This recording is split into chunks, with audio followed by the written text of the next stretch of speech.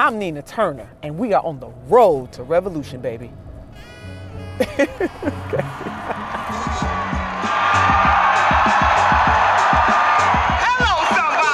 I know sometimes people talk about the angry black woman, but I'm gonna tell you something. If you ain't mad as a mofo about what's going on here, something's wrong with you. The number one thing people don't understand about Nina Turner is the strength and the leadership. It's easy to find progressives. I think 2/3 of the country is progressive. So there's 200 million people who are progressive. It's much harder to find someone who's progressive and a leader who says, yeah, I see that you're doing it that way, but I'm gonna use my own judgment and I'm not gonna do it that way. I'm gonna lead in this other direction. That is super rare, and that's Nina Turner. We are in Cleveland, Ohio, at my home church, City of God. My faith is very important to me, and I couldn't hide it if I wanted to because my mother was a preacher. She made my siblings and I go to church 8 days a week, I like to joke. It's important to me because I do believe the good tenets of the Christian tradition, the golden rule, doing to others as you would have them doing to you, and also the mission of Jesus Christ. He didn't go among the titled people, he went among the poor.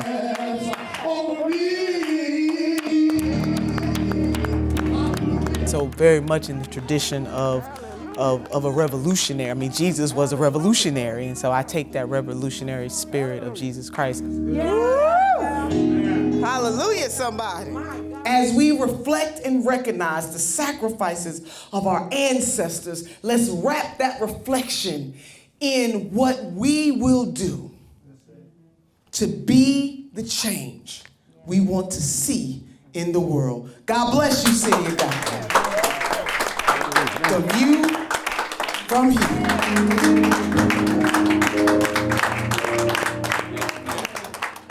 I am running for Congress in Ohio 11th. The current Congresswoman, Marcia Fudge, has been nominated by President Biden to be the Secretary of HUD.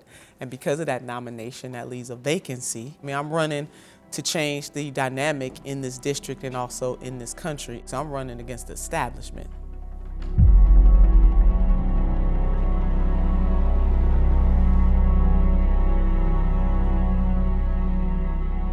I have all types of emotions right now.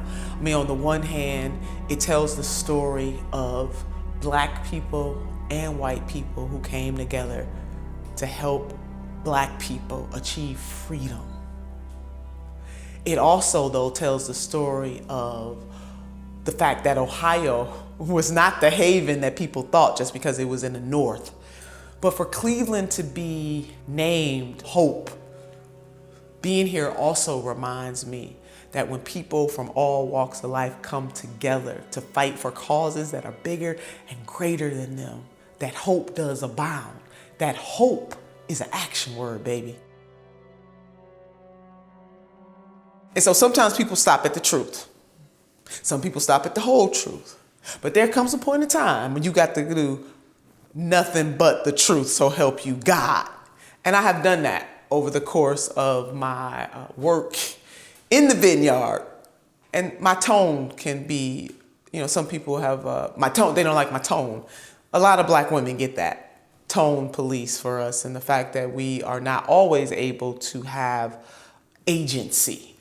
Agency in our voice, agency in our dress, agency in our hair. Colorism is a thing. We talk about racism, and Congresswoman Cori Bush, my dear sister, she and I talk about this all the time because we are two chocolate sisters. So there is a certain stress being Black altogether, no matter what your hue is. But then there's an extra stress when you are darker skinned, because we live in a society where we've all been socialized to believe, to think, to feel, and to know that the closer to white you are, the better you are. And I had a color complex growing up. I remember being teased, dark skinned. And my mother knew that it was painful for me because of the bullying. And she would always say, she was lighter skinned, but she would always say to me, the blacker the berry, the sweeter the juice. Like, yes, mama. But just trying to plant a seed. I mean, she couldn't protect me from everything. And you know, it doesn't matter how successful I have become, that still haunts me.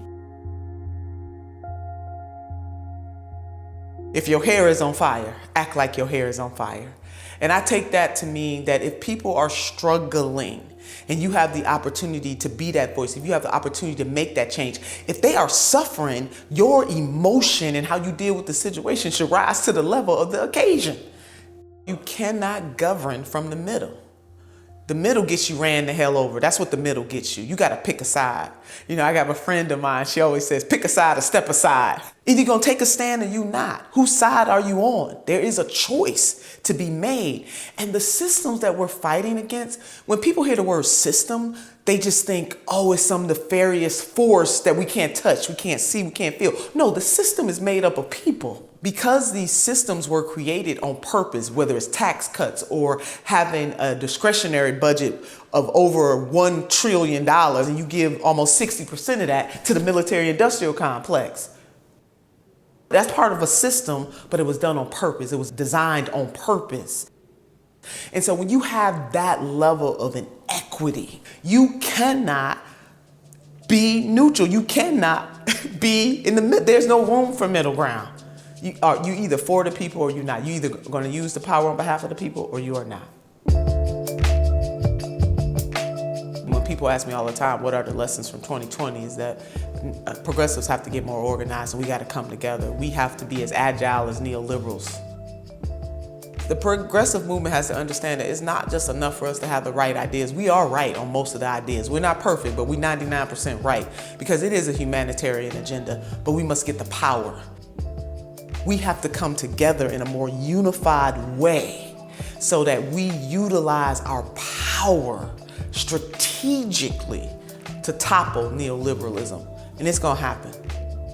Things definitely cannot remain the same. This system that we have cannot be sustained, and you need people, whether they're running for office, whether they're activists, whether they run an independent news network. I mean, we need people, whether you're a teacher, a doctor, a lawyer, a carpenter, we need people from all walks of life to stand up and challenge a system that is patently unfair. And this is that moment.